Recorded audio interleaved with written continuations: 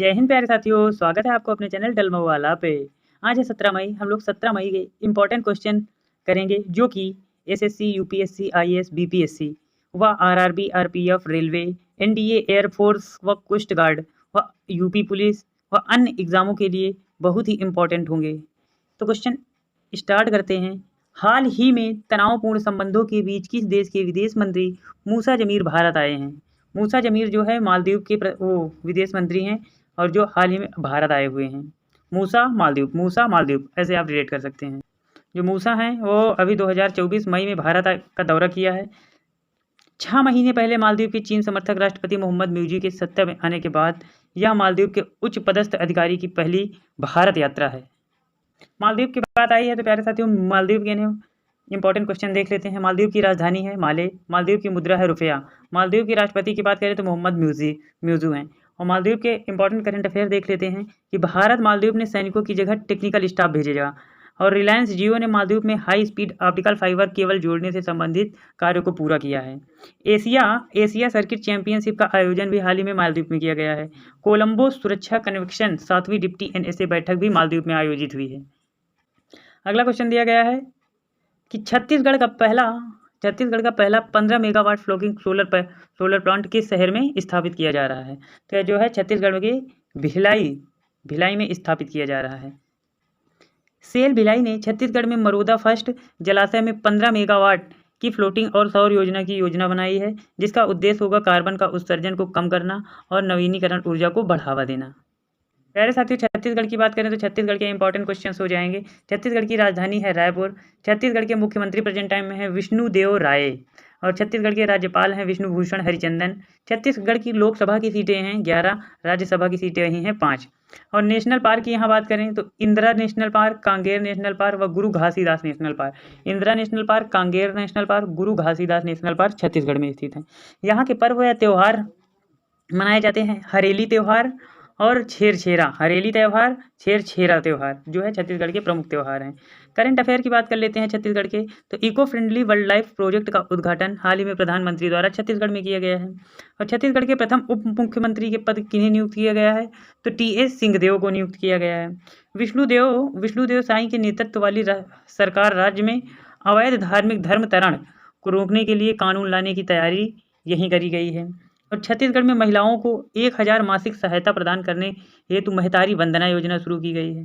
छत्तीसगढ़ के रामलला दर्शन योजना शुरू की गई है जो कि सालाना यानी 1 साल में 20,000 निवासियों को अयोध्या मुक्त तीर्थ यात्रा प्रदान कराई जाएगी और इस योजना का नाम है रामलला दर्शन। अगला क्वेश्चन दिया गया है कि हाल ही में इफको के अध्यक्ष कौन चुने गए हैं? हाल ही में इफको के अध्यक्ष चुन लिए गए हैं दिलीप संघानी। जो है इफको के नए अध्यक्ष चुन लिए गए हैं दिलीप संघानी और भारतीय किसान उर्वरक सहकारी इफको ने अपने अध्यक्ष के चुनाव में दिलीप संघानी को अध्यक्ष बनाया है। इफको का 17वां अध्यक्ष ये हैं यानी दिलीप संघानी 17वां अध्यक्ष हैं। वह पहले इफको के उपाध्यक्ष के रूप में कार्यरत यानी कार्य कर रहे थे। इफको की स्थापना जो है 3 नवंबर 1967 ईस्वी में हुई है। इफको का मुख्यालय नई दिल्ली में है और रिसेंटली अपॉइंटमेंट जो अभी हुई हैं उनको इंपॉर्टेंट देख लेते हैं जो इंपॉर्टेंट है। एचडीएफसी लाइफ ने अध्यक्ष के रूप में केकी मित्री को नियुक्त किया है। संजय भल्ला जो है भारतीय नौसेना के चीफ ऑफ पर्सनल पदभार संभाला है और सुबोध कुमार जो है आयुष मंत्रालय के निदेशक के रूप में नियुक्त किए गए हैं। राकेश सिंह को पेटीएम मनी का सीईओ नियुक्त किया गया है। कृष्ण स्वामीनाथन को भारतीय नौसेना का वाइस चीफ बनाया गया है और मौसमी चक्रवर्ती को आकाशवाणी समाचार का महानिदेशक हाल ही में बनाया गया है। अगला क्वेश्चन दिया गया है हाल ही में किस देश के क्रिकेटर जेम्स एंडरसन ने अंतर्राष्ट्रीय क्रिकेट के संन्यास की घोषणा की है? तो ये थे इंग्लैंड के क्रिकेटर जेम्स एंडरसन जिन्होंने हाल ही में संन्यास की घोषणा की है।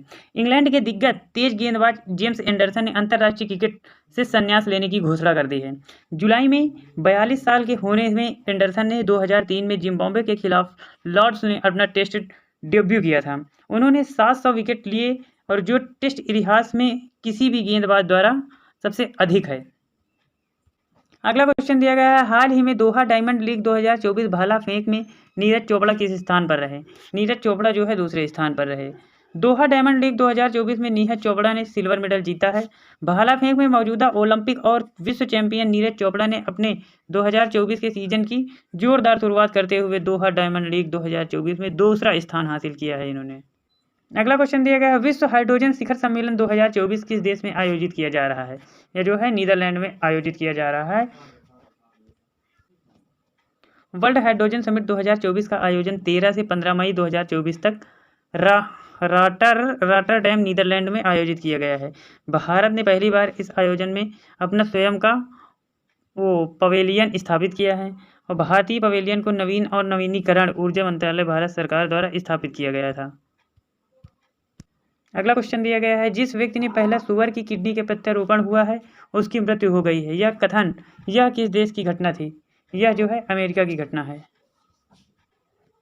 आनुवांशिक रूप से संशोधित सुअर किडनी प्रत्यारोपण प्राप्त करने वाले पहले व्यक्ति स्लेमैन की ऑपरेशन के 2 महीने बाद मृत्यु हो गई है। किडनी की बीमारी के अलावा स्लेमैन टाइप 2 मधुमेह और उच्च रक्तचाप की से भी पीड़ित थे। स्लेमैन पर ऑपरेशन को एक ऐतिहासिक मील का पत्थर माना गया है। अगला क्वेश्चन दिया गया है, हाल ही में किस राज्य के सेला सुरंग को देश की सबसे ऊंची सुरंग के रूप में मान्यता दी गई है? तो यह जो है अरुणाचल प्रदेश की सेला सुरंग है, जिसको देश में सबसे ऊंची सुरंग का दर्जा दिया गया है। BRO border road organisation India द्वारा निर्मित सेला सुरंग का international book of honour England द्वारा आधिकारिक तौर पर देश की सबसे ऊंची सुरंग के रूप में मान्यता दी गई है। 2.598 किलोमीटर लंबी सुरंग तेजपुर तवांग रोड 13,000 फीट की ऊंचाई पर स्थित है। प्रधानमंत्री नरेंद्र मोदी ने 9 मार्च को अरुणाचल प्रदेश के विश्व सबसे लंबा यानी ट्रवाइन लेन सुरंग का उद्घाटन किया। अरुणाचल प्रदेश की बात आई। अरुणाचल प्रदेश की राजधानी है ईटानगर। यहाँ के मुख्यमंत्री हैं पेमा खांडू और जबकि यहाँ की राज्यपाल हैं कैवल्य त्रिविक्रम पांडिक। यहाँ के करंट अफेयर की बात कर लेते हैं। रक्षा मंत्री राजनाथ सिंह ने नेचिफू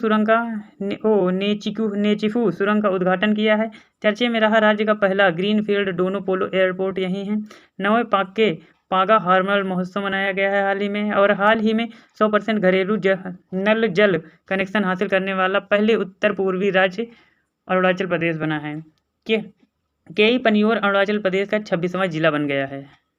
अगला क्वेश्चन दिया गया है, मई 2024 के महीने में भारतीय नौसेना के ऑपरेशन डिप्लॉयमेंट के किस हिस्से के रूप में कौन सा भारतीय नौसेना जहाज वियतनाम का दौरा करेगा? तो भारतीय वियतनाम का दौरा करेगा INS किल्टान जो है वियतनाम का दौरा करेगा। अगला क्वेश्चन दिया गया है, पद्म श्री सुरजीत पातर जिनका हाल ही में निधन हो गया है किस भाषा के प्रख्यात कवि थे? ये जो है पंजाबी भाषा के प्रख्यात कवि थे प्यारे साथियों। प्रख्यात पंजाबी कवि और पद्मश्री 2012 से सम्मानित सुरजीत पातर का 79 वर्ष की आयु में निधन हो गया है, जिसके साहित्यिक और राजनीतिक क्षेत्र में हलचल मच गई और पंजाब के मुख्यमंत्री भगवंत मान ने उन्हें पंजाबी भाषा का गौरवशाली पुत्र बताया। आज हम आप लोगों के लिए GS में लाए हैं प्रसिद्ध भारतीय व्यक्ति और उनके उपनाम। तो अब्दुल गफ्फार खान को बादशाह खान या सीमांत गांधी के नाम पे जाना जाता है। MK गांधी को बापू के रूप में जाना जाता है। वल्लभ भाई पटेल को भारतीय लौह पुरुष के नाम से भी जाना जाता है। बाल गंगाधर तिलक को लोकमान्य के नाम से जाना जाता है। लाला लाजपत राय को पंजाब केसरी के उपनाम से जाना जाता है। विपिन चंद्र पाल की बात करें तो बंगाल टाइगर के नाम से जाना जाता है। और सरोजिनी नायडू की बात करें तो भारत की कोकिला के रूप में जाना जाता है। और दादा भाई नौरोजी की वही बात कर लेते हैं तो भारत के ग्रैंड ओल्ड मैन के नाम से जाना जाता है, जो कि बहुत पूछा जाता है एग्जामों में। दादा भाई नौरोजी को भारत के ग्रैंड ओल्ड मैन के नाम से जाना जाता है। डॉक्टर राजेंद्र प्रसाद को देश रत्न या अजात शत्रु बहुत पूछा जाता है। अजात शत्रु के नाम से किसे जाना जाता है? राजेंद्र प्रसाद को जाना जाता है। CR दास की बात करें तो देश बंधु के नाम से जाना जाता है CR दास को। और रविन्द्रनाथ टैगोर की बात करें विश्व कवि या कविगुरु के नाम से जाना जाता है। थैंक यू फॉर वॉचिंग मेरे दोस्तों। यदि आपको हमारे चैनल के वीडियो अच्छे लगते हैं तो चैनल को लाइक शेयर सब्सक्राइब जरूर करिएगा। It's a humble request for you.